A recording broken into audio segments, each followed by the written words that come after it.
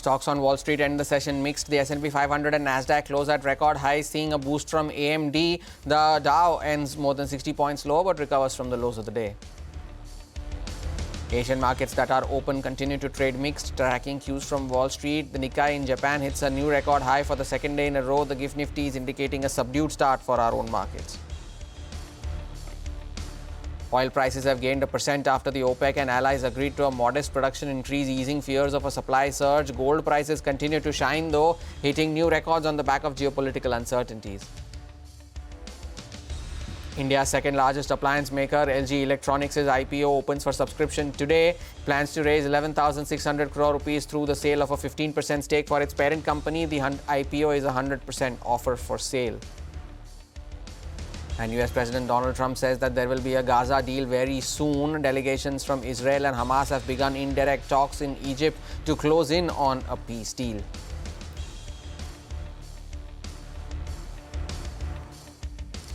Good morning. You're watching Power Breakfast here on CNBC TV 18 in the Mumbai News Center. I am Hormuz Fatakia. Let's first take a look at how the Asian markets have started off. Well, most of the markets are shut today on account of a holiday. The Chinese markets, the Taiwanese markets, they continue to remain shut. But the ones that are open, the South Korean markets continue to remain shut as well. But the Nikkei in Japan has been an outperformer, continues to remain so. 0.6% higher on the Nikkei today as well, and this comes on the back of a more than a 4% surge that we had seen in yesterday's trading session after the appointment of the country's first female prime minister.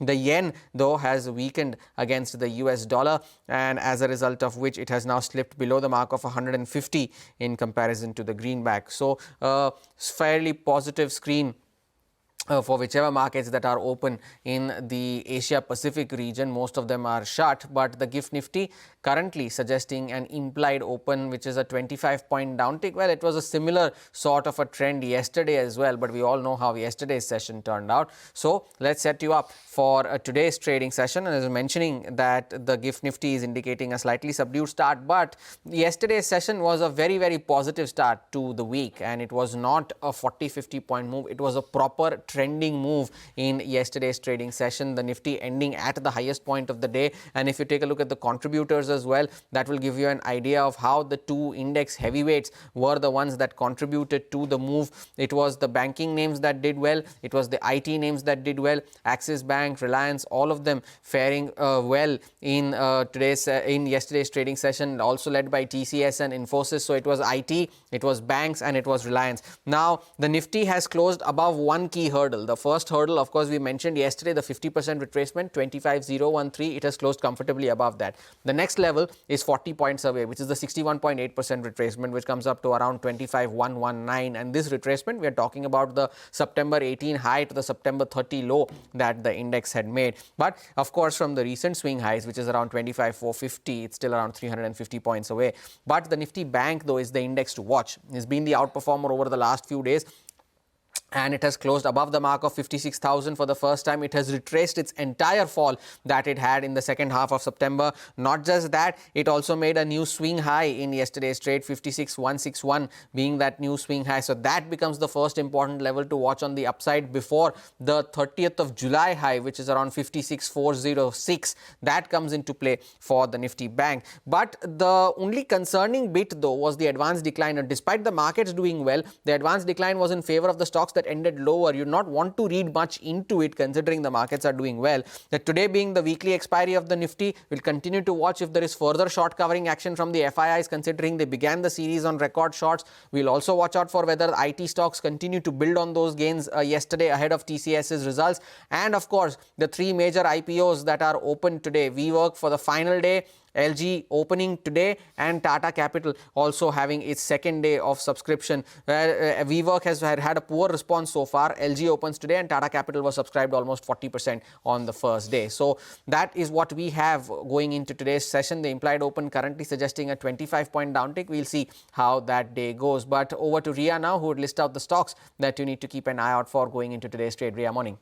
Good morning, Thomas. Let's take a look at the stocks to be in focus today. The first one is Garden Reach Shipbuilders. The company has appointed Niranjan Bhalerao as the CFO of the company with effect from the 6th of October. Also keep your eye out on Oil India. They have signed an MOU with Mahanagar Gas for opportunities in the LNG value chain. Metropolis Health has come out with its Q2 business update. The revenue for the company has gone up by around 23% on a year-on-year basis. Bank of India as well coming out with its Q2 update. Domestic deposits going up by 8.5% on a year-on-year basis, coming in at 7.3 lakh crores. Keep your eye out on Coal India as well. They have signed a pact with Chhattisgarh Mineral Development Corporation for critical mineral exploration. Dilip Buildcon has received an LOA for the development of a 100 megawatt solar PV power project in Madhya Pradesh. Zydus Life to be in focus today after receiving approval from Health Canada for liothyronine tablets, and Brigade Enterprises has signed a JDA for a premium residential project in Chennai with an estimated GDV of 1,000 crores. Keep your eye out on LTI Mindtree as well.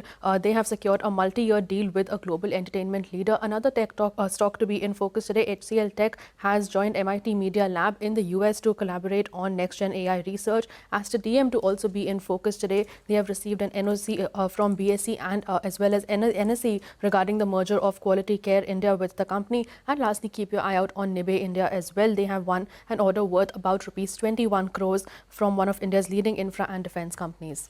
Keep an eye out on all of these names. Riya, thank you for that update. And lastly, Sudarshan joins in with cues from the FNO space. Sudarshan, good morning. We had 3 days of gains. Do you expect a fourth one from the FNO data?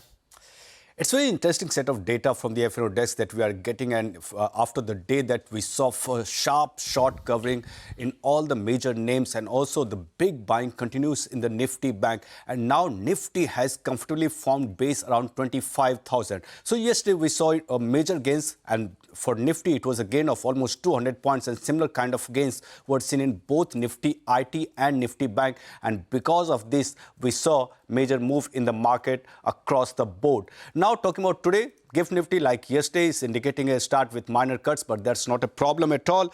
And as far as the flows are concerned, FIs remain on the sell side, but yesterday they have sold just around rupees 300 crore. But look at DI's buying. They have bought more than rupees 5,000 crore. So all the major moves that we are seeing in the market are majorly on the back of domestic institutional money. In the index futures too, FIs have sold more than rupees 1,500 crore. Their long exposure remains around 7%. And yesterday they have added long contracts of more than 1,500. But they continue to add short positions, and yesterday also they have added short contracts of more than 9,600. But now come to the options data, which is looking very interesting. So first, take a look at two calls, 24,900 and 25,000 call. What exactly happened over here? Both these call options, we have seen a shedding of open interest. So it indicates to you that we have seen call unwinding at these levels, and now fresh call writing has happened at the higher levels, and those higher levels were 25,200 and 25,300, where we have seen an increase in the both open interest as well as the premium. Now come to the put side, where we have seen heavy put writing. 25,000 put has seen addition of more than 1 crore shares, and their premium has fallen to 18, and 24,950 put also has seen addition of 83 lakh shares, and there also premium has fallen to 12. So now support has come around 25,000, and resistance has moved higher in the range of 25,200, 25,300 for Nifty. For Nifty Bank, support has moved higher to 55,700, and resistance is now around, as you have talked about, recent high of 56,400 to 56,500. Lastly, stocks in focus. One stock is in bank, that is RBL Bank. Keep an eye on three stocks. First, trend after quarterly update, it was a weak update, so we saw fresh shorts. InfoEdge has seen short covering, and Delivery has been seeing fresh buying after the update that company has given for festive season. A very interesting move on Delivery yesterday. Sudarshan, thank you for that update. Also on the back of that upgrade that came in from Kotak. Take a short break. On the other side, we get you all the overnight developments from the White House and a lot more. Stay tuned. We'll be right back.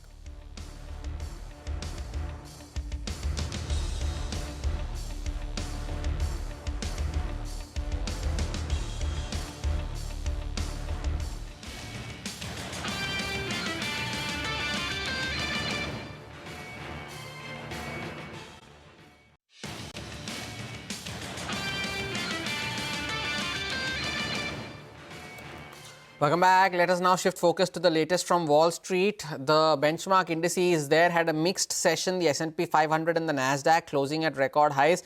The Dow, though, ended with marginal cuts, although even that recovered from the lows of the day. The S&P 500 and Nasdaq were spurred by AMD's deal with Sam Altman-led OpenAI, which could see AMD giving OpenAI a 10% stake, and the stock, as a result, ended with gains of over 24%. Now, the US government shutdown, meanwhile, extends for the 6th day as investors are now looking ahead to the second non-government data, with the release of key economic indicators being postponed.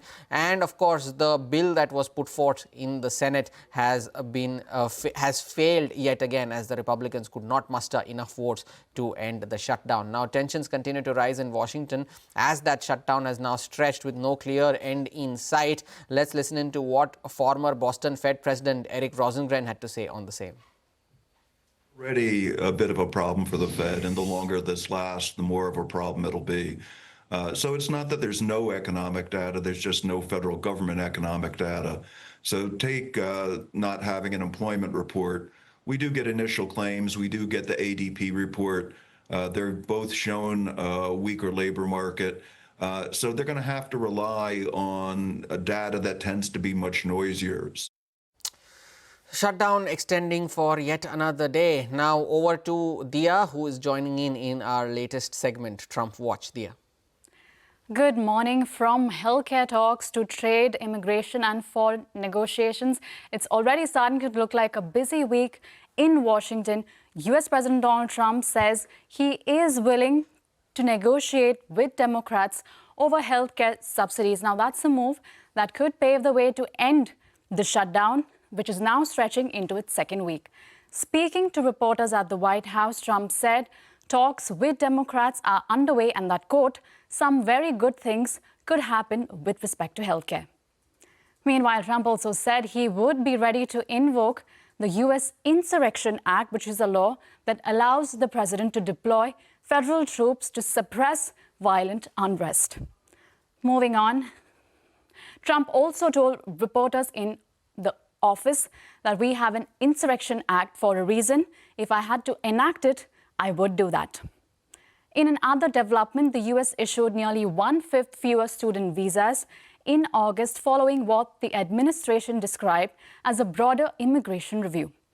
The decline was led by a sharp drop in visas for Indian students, which is now down more than 44% from a year earlier, with China overtaking India as top country of origin for international students in the US. And on the trade front, Trump announced that 25% duties on heavy industry imports of trucks will take effect on 1st November. The move follows a US Commerce Department probe launched in April as part of the administration's continued effort to bolster manufacturing. Moving on, Brazil's President Luiz Inácio Lula da Silva has asked Trump to lift tariffs on Brazilian goods and sanctions on top officials. This request came during their first extensive conversation since the US placed new tariff restrictions on the South American nations.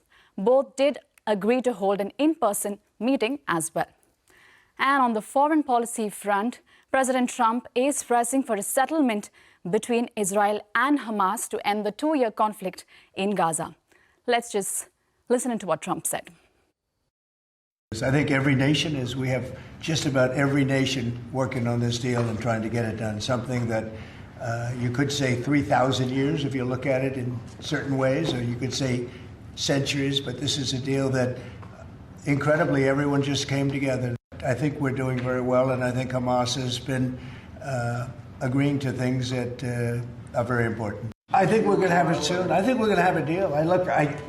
It's a hard thing for me to say that when for years and years they've been trying to have a deal with Gaza, but literally for centuries, okay, if you really think about it. But we're going to have a Gaza deal, I'm pretty sure, yeah. That was Donald Trump there. Dia, thank you for that update. Now, Commerce Minister Piyush Goyal is in Qatar to finalize the terms of a free trade agreement as India is seeking the expansion of exports. The bilateral trade between both nations was at $14 billion in FY25, with India's energy imports accounting for $12 billion. Speaking at the event, Goyal said that India has discussed an early launch of the free trade agreement talks with Qatar. Now, he added that he expects the trade deal to be finalized by the third quarter of next year. Listening to what he had to say. We should quickly launch FTA negotiations. We are discussing the contours of the terms of reference, and once we have finalized that, Honorable Minister of Qatar and I have discussed that we will fast track it so that trade and business can double by 2030. We'll take a short break. Cues from the commodities market on the other side. Stay tuned.